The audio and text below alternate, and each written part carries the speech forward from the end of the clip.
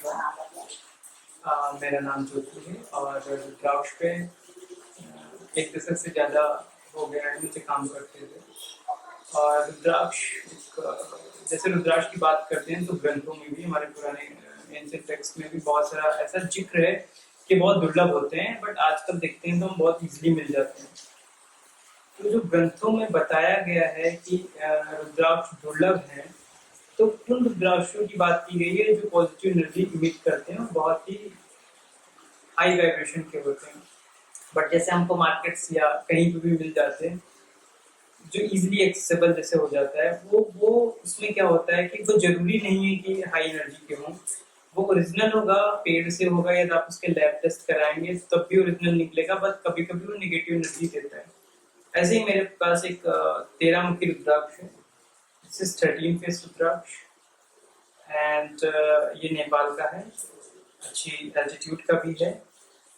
But problem इसमें क्या है कि ये लैब टेस्ट का इसका कराया जाए, कहीं पे भी मैंने कराया है, आईएसओ लैब में भी, वहाँ पे भी 13 फेस दिखाता है, इंटरनेशनल रिप्यूटेड लैब है, बट कहीं पे भी ये लैब टेस्ट में भी ये 13 फेस ही आएगा।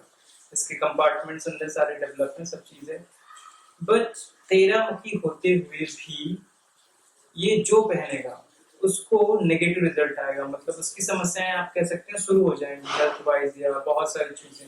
जबकि 13 मुखी क्या करता है, हेल्थ वाइज बहुत सारे इम्प्रूवमेंट होता है उसकी वजह, 13 मुखी की वजह से, बिकॉज ये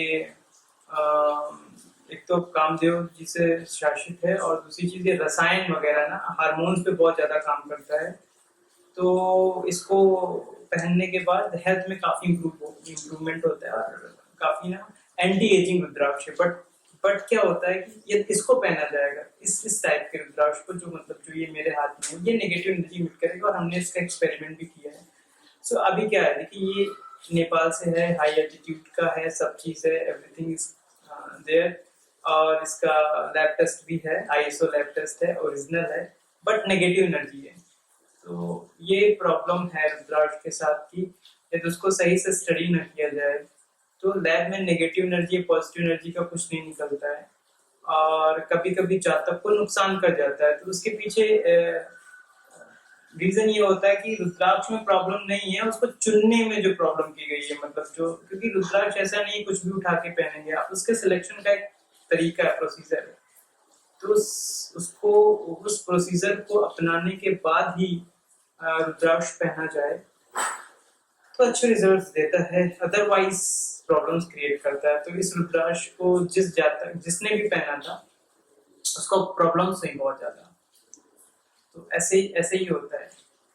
तो अभी हम जानते हैं कि इसमें ऐसा क्यों हुआ, नेगेटिव एनर्जी क्यों है, क्या है। ऐसे ही हमारे पास 9 एंड 10 फेस है जिसमें नेगेटिव एनर्जी है। ऐसे ही रुद्राक्ष कुछ होते हैं बहुत सारे, जैसे कि अभी ये सवार रुद्राक्ष है, दिस इज सवार Rudraksh and we also have a lab test. ये लैब टेस्ट भी है, इसका आईएसओ लैब है, ये आईजीएल का। बट देखिए सवाल क्या है, ये सवाल तो ओरिजिनल है, सब चीज है, बट इसमें पावर नहीं है इस सवाल में। तो हमारे लिए तो इसका वैल्यू नहीं है, मतलब देखा जाए पहनने के लिए इसका यूज नहीं करना चाहिए। एक और ऐसी सवाल है, ये दूसरा सवाल है। इस सवाल में क्या है, देखिए ये सवाल है, ये सवाल भी आईजीएल से, इसका भी आईजीएल है,